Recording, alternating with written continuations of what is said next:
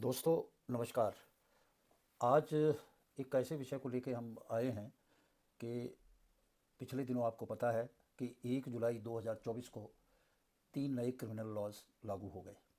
अब ये लागू हो गए और इन पे जैसा उम्मीद कर रहे थे कि समय समय पे कुछ क्लैरिफिकेशन, कुछ कोर्ट के ऑर्डर आएंगे और चीज़ों को और भी क्लियर करेंगे।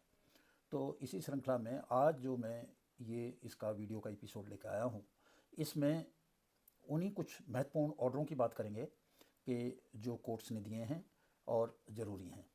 तो सबसे पहले हम बात करेंगे इलाहाबाद हाई कोर्ट की। इलाहाबाद हाई कोर्ट ने एक ऑर्डर किया है बीएनएसएस की धारा 183 के तहत। उसमें उन्होंने स्पष्ट किया है कि ये जांच अधिकारी का जो है विशेष अधिकार है कि वो किसकी गवाही ले और किसकी गवाही ना ले। उसको कोई भी बयान दर्ज कराने के लिए जांच अधिकारी को, आईओ को मजबूर नहीं किया जा सकता। ये फैसला दिया है जस्टिस सौरभ लवानिया की बेंच ने, और केस जिसमें दिया है वो है काजल एंड अदर बनाम स्टेट ऑफ यूपी। तो इसमें बड़ा महत्वपूर्ण है। और उन्होंने कहा कि भाई आप ये नहीं चाह, आईओ को कह, आईओ तो इंडिपेंडेंट है, वो अपनी तफ्तीश कर रहा है। जो आपने बात कहनी है आगे कोर्ट में कहें, आप आईओ को मजबूर नहीं कर सकते कि फला गवाह का आप ऑर्डर लें, उसका स्टेटमेंट लें या ना लें। अगला एक महत्वपूर्ण जजमेंट आया है छत्तीसगढ़ हाई कोर्ट का। छत्तीसगढ़ हाई कोर्ट ने सेक्शन 482 बीएनएसएस के ऊपर है, और उन्होंने एक बड़ी एक जो डिस्क्रिपेंसी थी उसको दूर किया है। 482 में एंटीसिपेटरी बिल का प्रावधान है। तो इसमें एक गाइडिंग प्रिंसिपल था कि भाई नेचर ऑफ ऑफेंस के ऊपर, ये गाइडिंग प्रिंसिपल है नेचर ऑफ ऑफेंस, और इस पे ध्यान में रखते हुए एंटीसिपेटरी बेल दी जाए। तो इसमें जस्टिस गौतम भादुरी हैं, और उन्होंने ये केस है श्रीमती परीक्षा Dwivedi and others versus state of Chhattisgarh. इसमें कहा कि ये जो प्रोविज़न है ये ऑलरेडी जो है, जो गाइडिंग प्रिंसिपल है कि भाई ये चीज़ें पूरी हों जब भी आप एंटीसिपेटरी बेल करेंगे, ये तो सीआरपीसी से ही हटा दिया गया था।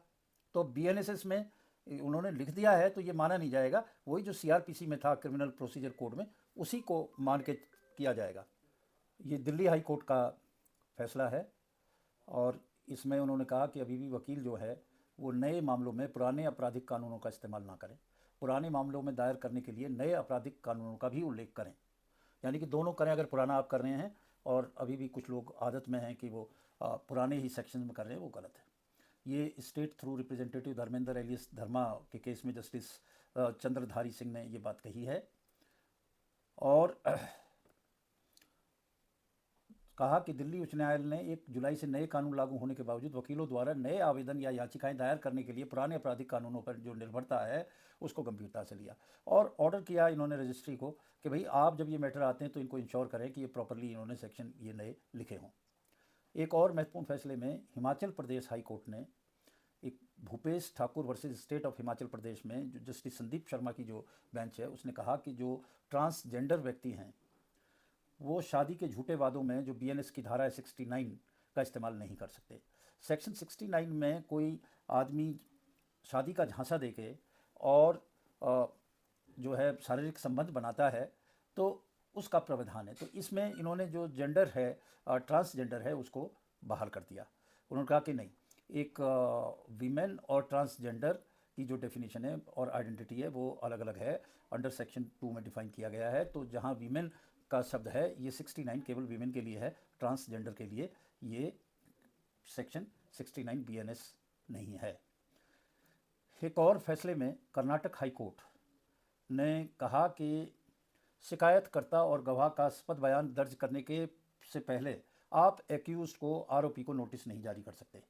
सबसे पहले इस प्रक्रिया को पूरा करें। ये सेक्शन 223 है बीएनएसएस का। उसमें आप एक्यूज को नोटिस जारी करने से पहले पहले अपना होमवर्क करें। जो शिकायत करता है, जो उसका गवाह है, जब उसे प्राइमा फेसी ये हो जाए कि हाँ इसमें जो है ये आदमी है, तो फिर करें। ये केस टाइटल है Basanagouda R Patil and Shivanand S Patil, और जस्टिस एम नागा प्रसन्ना की कोर्ट ने ये फैसला दिया। इसमें 223 में उन्होंने बड़े स्पष्ट रूप से कह दिया कि एक्यूज को आप ऐसे नहीं बुला सकते। एक और महत्वपूर्ण फैसला आया दोस्तों, Punjab and Haryana high court का। इसमें पंजाब और हरियाणा हाई कोर्ट ने सेक्शन 111 जो ऑर्गेनाइज क्राइम का सेक्शन है बीएनएस में, उसके ऊपर कहा है।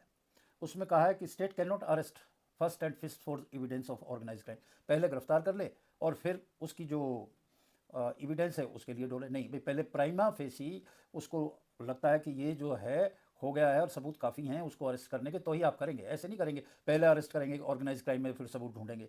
ये फैसला दिया है जस्टिस अनूप चितकारा ने, और केस का टाइटल है Suraj Singh alias Noni versus state of Punjab. ये इसमें एक अच्छा महत्वपूर्ण फैसला है। और 111 जो नया सेक्शन 111 ऑर्गेनाइज क्राइम का, उसके बारे में एक फैसला आया राजस्थान हाई कोर्ट से। उसमें कहा गया है कि कोई ऑफेंस हो जाता है तो 1 जुलाई 2024 से पहले हुआ है तो उस पर ऑफेंस जो लगेगा वो आईपीसी का लगेगा, बीएनएस का नहीं लगेगा। परंतु जो प्रोसीजर जो है वो सीआरपीसी का नहीं होगा, प्रोसीजर होगा बीएनएसएस का, भारतीय नागरिक सुरक्षा संहिता का होगा। फिर से मैं इसको रिपीट कर रहा हूं कि ऑफेंस हुआ है 1 जुलाई 2024 से पहले तो उस पर आईपीसी की धारा लगेगी जो उस वक्त थी, पर जो प्रोसीजरल लॉ है सीआरपीसी वो नहीं लगेगा, उसकी बजाय जो नया प्रोसीजरल लॉ है भारतीय नागरिक सुरक्षा संहिता वो लगेगी। और